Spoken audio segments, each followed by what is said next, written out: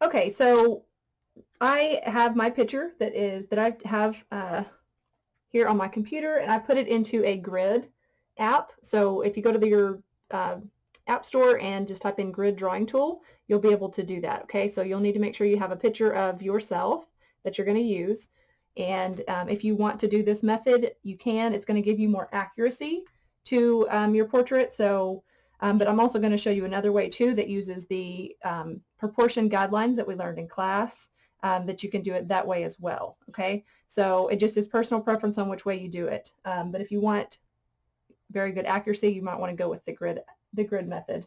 It'll make it a little bit easier for helping you to draw your facial features. Okay, so my surface here is 7.5 by 10 inches. Okay, I know that my grid for my app here is 1 inches. They're 1 inch squares, 1 inch by 1 inch.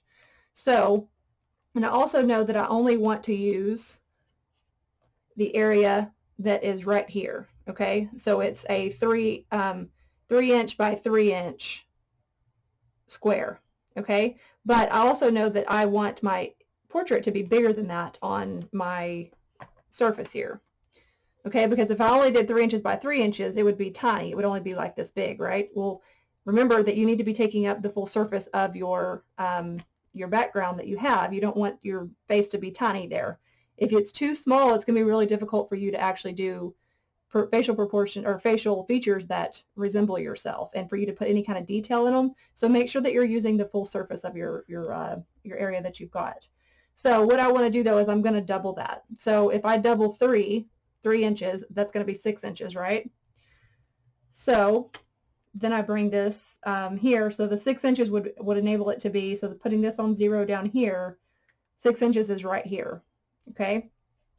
So, and that's, if it depends on your own picture and what you plan to do in your background area. So I do plan to do some other like bursts of color and stuff in there. Or what you could do too is you could, I could extend it.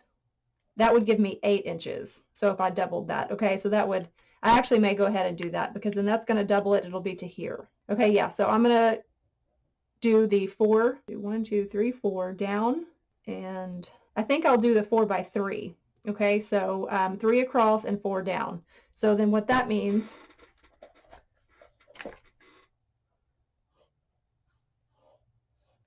so 4 down, 3 across, okay? So then if I multiply those times 2, then I would get 6 by 8, right? Does that make sense? So times 2, and that equals 6 by 8, okay? So that means I'm going to need a 6 by 8 square. So how I want to do that is make sure that you are lining up your ruler at the 0 from the bottom. Since I am coming from the bottom upwards, it'll make it a little bit easier. Okay, because we know that our painting is going to come, our portrait's going to come all the way to the bottom, but it may not go all the way to the very top. Well, we know it's not because of the 8 inch mark, right? So line it up with 0. The way to make sure that your ruler, you're making your marks in the right place, is make sure the edge is lined up parallel with the edge of your surface. So I have that there, and then I'm going to go up here and and mark the 8 inch mark. So just put a little tick mark there. And you do want to make sure that you're drawing these lines very lightly, because you'll want to be able to erase them, okay? So then what I'm going to do is I'm going to come over here, drag my ruler straight over. Again, line it up with the edges,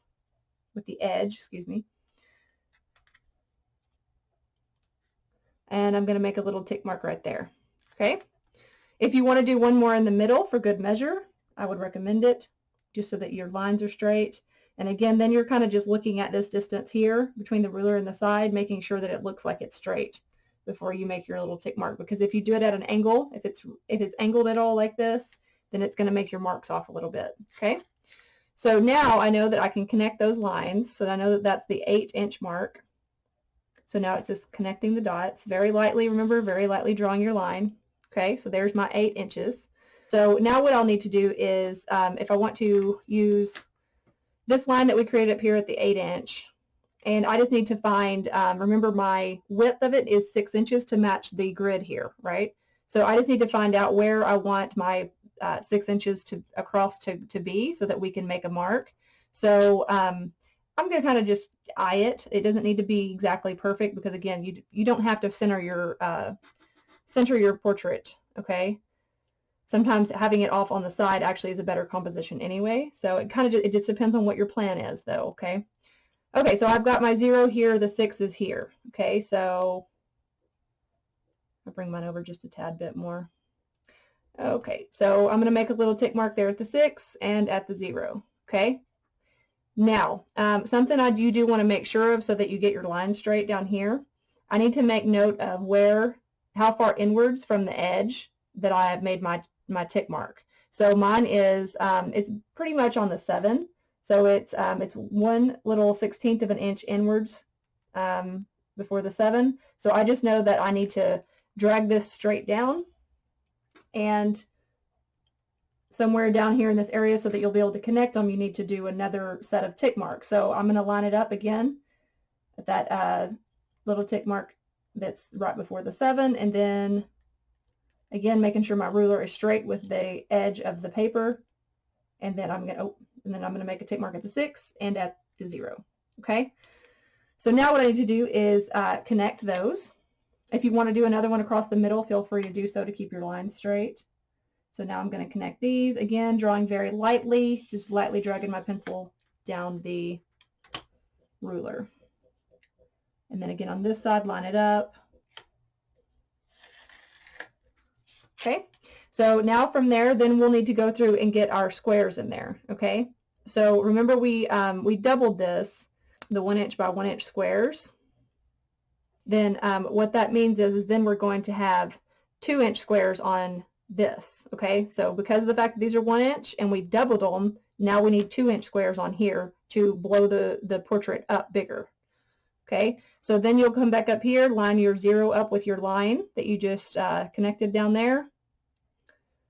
And every 2 inches, so 2, 4, and then your 6 is already there. So you should only have 2 in the middle, or I will because this is my measurements. So again, I'm going to drag my ruler straight down, line it up here in the middle again. Now I'm going to erase this line, that little center one that I made, just so I don't get confused. Okay, and again 2 and 4, there it is, and then one more time kind of down here at the bottom so that I can keep my line straight. 2 and 4. Okay, now I need to connect those lines.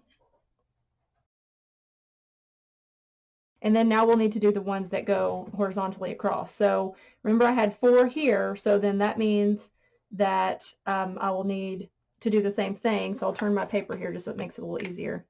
And we'll have, at every 2 inches, we'll have a tick mark. So just line it up with 0 and the 8, and every 2 inches, 2, 4, 6, and then 8's your bottom one. Drag it over. If you want to do it again in the middle, 2, 4, 6 to 8, and then finally on that last outer line is 2, 4, 6, and 8. Okay, now we can go back through and connect those.